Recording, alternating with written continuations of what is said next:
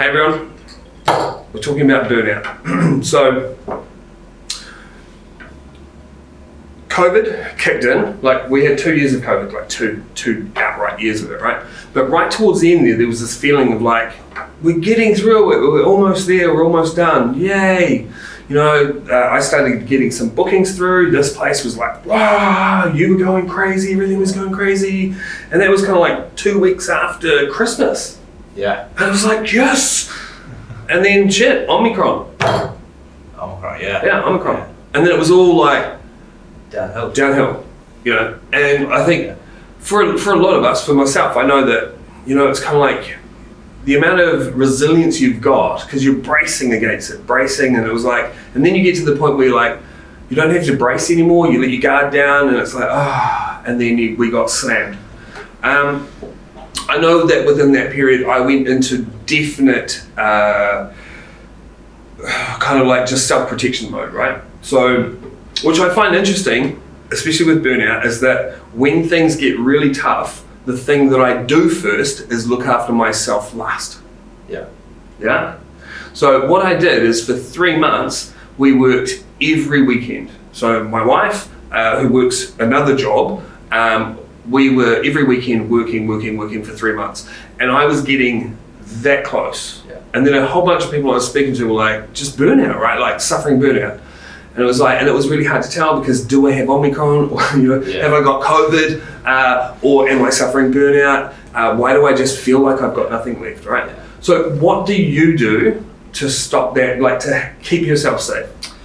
Yeah, so one of my patterns is if I'm starting to feel burnt out or under pressure, I stop communicating with people, right? So that's number one, and it's usually the people that I'm quite close with, so my wife, good friends, family.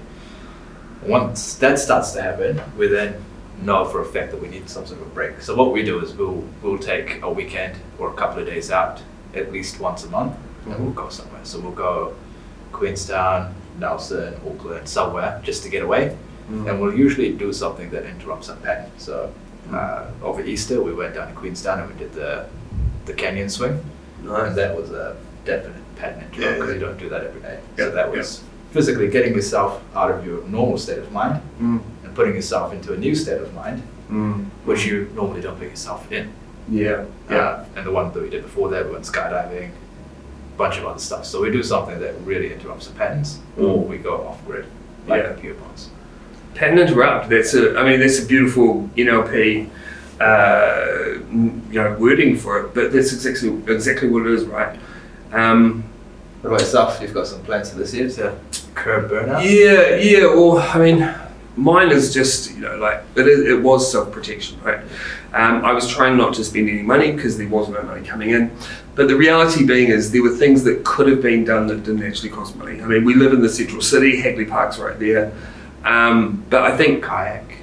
Yeah, there was all sorts of stuff we could have done. But I mean, essentially the physical aspect started to get less and less. So self-care became less and less. Like you don't eat as well. So being in conscious awareness of that, we normally, under normal healthy circumstances, we have diving in summer until it gets too cold. And then we get into skiing over winter. And those are our two things. Those are our staples. And then on our fridge, we have a list of like activities that we can do, on a weekend where maybe the weather's not great for doing one of those two things. And then we have a bigger plan for our a big annual holiday type of thing. But even if the big annual holiday doesn't happen, we've still got those little staples that keep us, it's the reward for the work that you've done. Yeah, which is key, because otherwise, it's the same thing in and out. Groundhog Day is what Estella loves to call it. Groundhog Day, just the grind. It's like, she calls it the grind. Yeah. And it's like, there's some framing, but it's true, right? Like, it feels like a grind. And it feels like all the work you're doing is for nothing because you're just working yourself to death. Yeah. So burnout has been a really big thing. And I know that for a lot of people, it's financial and it's stability. Like you don't have any financial or job stability and it just hits you right where it hurts. And the only way it seems is to just grind yourself. But within that, you might grind yourself to a point where you put yourself out of work for 3 months. Yeah. So conclusion, because we're out of time, if you do, well, one, no one's going to be able to tell you when you should or shouldn't take breaks, right? Because that's where we're governing that for ourselves. And when we're operating out of fear, we just do what we do. There is a point though where it will burn you out and you need to stop. So put something in place where there is self-care and there is reward for what you're doing. So Kaushik has pretty much preset little trips that you go on. We have recreation, big recreations that we have winter and summer, and then little things in between. We don't travel so much, but we've got things going on. So we're moving back into that type of stuff. So where you can, start moving back into your healthy things that you need. Don't leave them too long. And if someone else around you is going, you need to take a break, maybe you should have a listen. Take care of yourselves. Catch you next time. See ya.